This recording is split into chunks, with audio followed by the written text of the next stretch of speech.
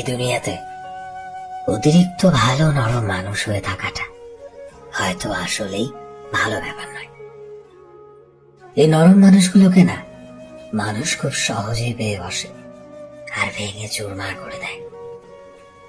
তুমি যতদিন মানুষের অন্যায়ের প্রতিবাদ করবে না, মানুষের খারাপ ব্যবহারের পরিবর্তে তার মুখের ওপর যোগ্য জবাব দিতে না শিখবে, মানুষ তোমাকে ঠিক ততদিন অপমান করে যাবে।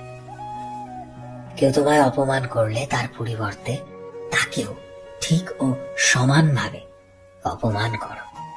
অপমানের যোগ্য জবাব দিতে শেখো। ভালো মানুষ ভেবে সেটাকে মনের মাঝে ধরে রাখার কোনো দরকার নেই।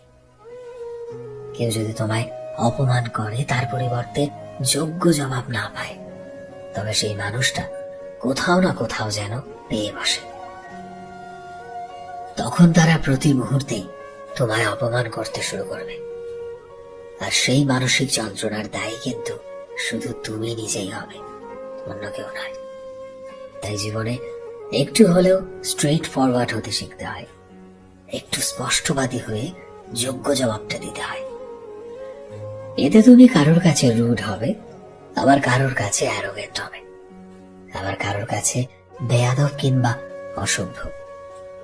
আর সত্যি বলতে কি বলতো, কে কি বলে বলুক না, কখনো কখনো নিজের আত্মসম্মান বজায় রাখতে একটু আধটু রুড অ্যারোগেন্ট হতেই হয়।